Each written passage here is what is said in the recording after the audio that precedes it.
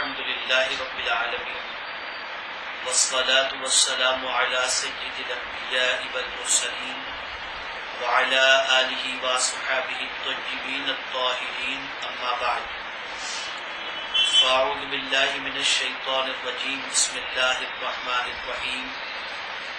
إن عدة الشهور عند الله 12 شهرا في كتاب الله يوم خلق السماوات والأرض منها 4 حرم ذلك الدين القيم صدق الله العظيم إن الله وملائكته يصلون على النبي يا أيها الذين آمنوا صلوا عليه وسلموا تسليما اللهم صل على سيدنا ومولانا محمد معدن الجود والكرم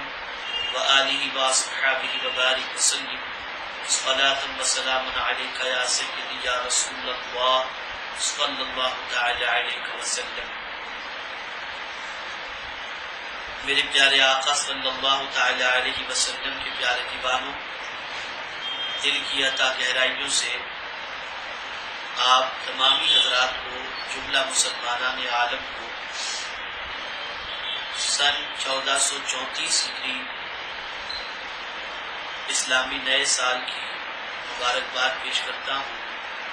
اللہ رب العزت سرکار مدینہ صلی اللہ علیہ وسلم کی نالے پاک کی صدقوں کی فیض سال رواں کو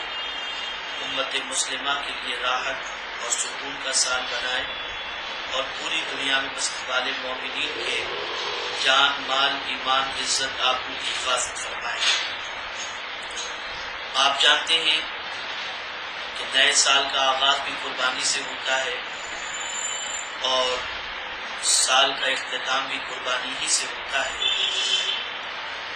اس ماہ مبارک کو قرآن مقدس کی روشنی میں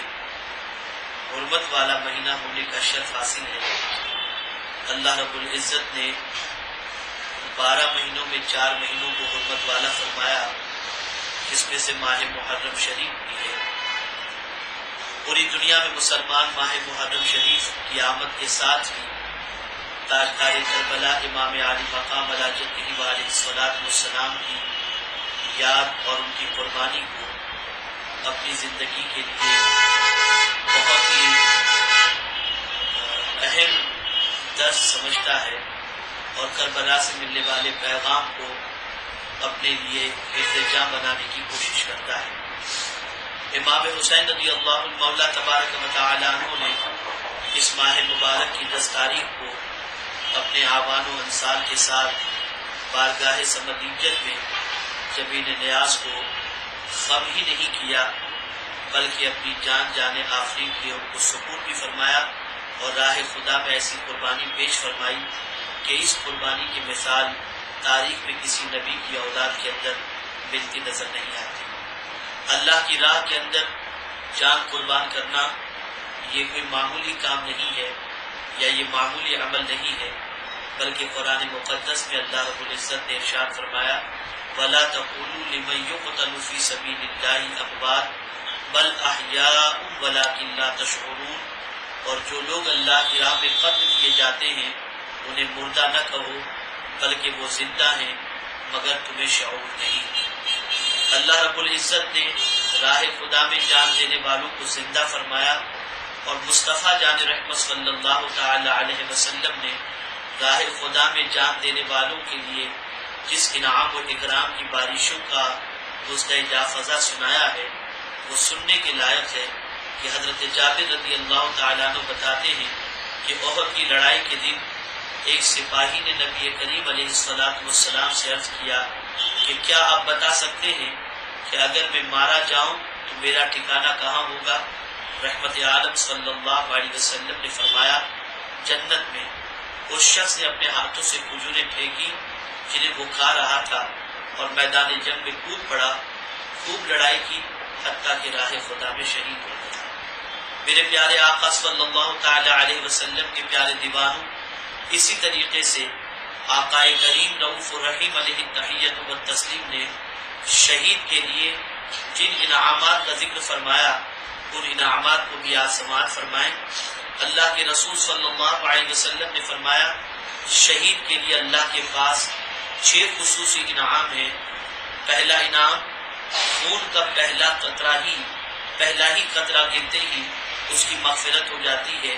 اور جنت میں اسے اس کا ٹھکانہ دکھا دیا جاتا ہے اور اسے عذاب قبر سے محفوظ رکھا جائے گا۔ بڑی گھبراہٹ کے دن یعنی یوم قیامت امن میں رہے گا، اس کے سر پر وقار کا تاج رکھا جائے گا جس کا یاقوت دنیا اور دنیا کی تمام چیزوں سے بہتر ہوگا۔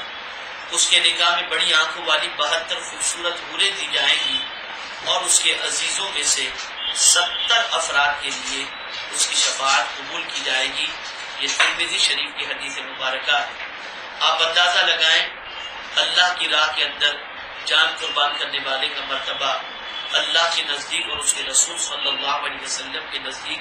کتنا عرف و اعلیٰ ہے۔ امام علی مقام علی جدہ علیہ الصلوۃ والسلام نے ہمیں درس دیا کہ جان بھی اللہ کی ہے، مال بھی اللہ کا ہے، اولاد بھی اللہ کے لیے ہے۔ جب وقت آئے تو دین کی سربلندی کے لیے ان سب کو راہ خدا میں قربان کر دو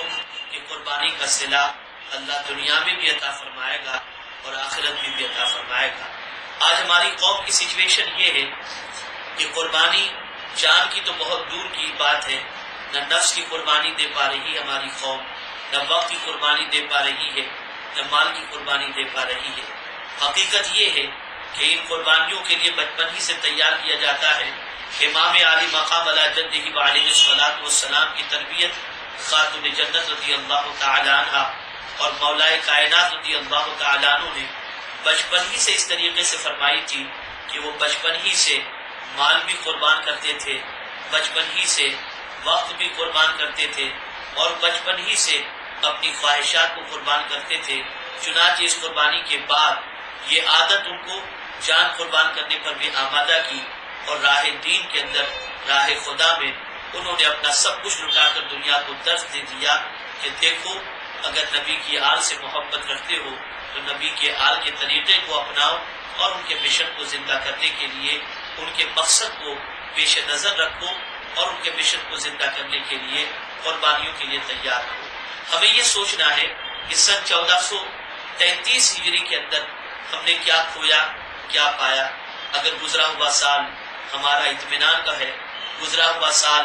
مزید کامیابیوں کا ہمارا گزرا ہو جو 1432 سے بہتر ہو تو اللہ کا شکر ادا کرنا چاہیے۔ لیکن اگر ہم نے 1432 سے خراب سال 1433 کا ہم نے گزارا جس میں اگر ہم احتساب بھی کریں تو بہت کچھ ہم نے کھویا ہے، بہت ساری جانیں تلف ہوئی، بہت ساری زمینیں ہاتھوں سے نکل گئی، بہت سارے انبار ہمارے ہاتھوں سے چلے گئے۔ آج ہماری ذمہ داری ہے کہ آنے والے سال کے سلسلے میں تیاریوں میں مصروف ہو جائیں، علمی اعتبار سے، عملی اعتبار سے ہمارا کھویا ہوا جو کچھ سرمایہ تھا اسے صرف پانے ہی کی نہیں بلکہ اس کے اضافے کے لیے ہمیں اس سال بھر کا منصوبہ بنانا ہوگا اور اس کے لیے جد و جہد کرنا ہوگا۔ میری گزارش ہے کہ اس سال کی تیاری بھرپور طور پر کریں اور اس سال کے اندر ہم منصوبہ بنائیں کہ انشاءاللہ العظیم یہ سال آقا کریم صلی اللہ تعالی علیہ وسلم کے مشن کو عام کرنے کے لیے ہم شب و روز تگودو کریں گے اور فروغ اسلام کے لیے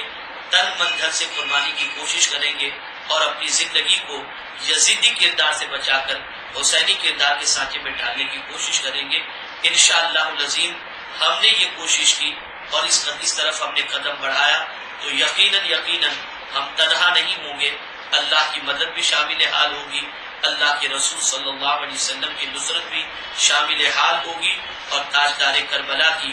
دعائیں بھی شامل حال ہوں گی۔ اللہ رب العزت ہم سب کو قیامت کے دن سید الشہداء سیدنا امام علی مقام علی جدہ علیہ الصلوۃ والسلام کے دامن کرم میں پناہ عطا فرمائے اور ان کے لوا تلے ہمیں جنت کا مسافر بننے کی توفیق نصیب فرمائے، ان کے نقش قدم پر چلائے اور دنیا سے یزیدی کردار کے خاتمے کے لیے جد و جہد کی توفیق نصیب فرمائے۔ وما علینا الا البلاغ المبین۔ السلام علیکم ورحمۃ اللہ وبرکاتہ۔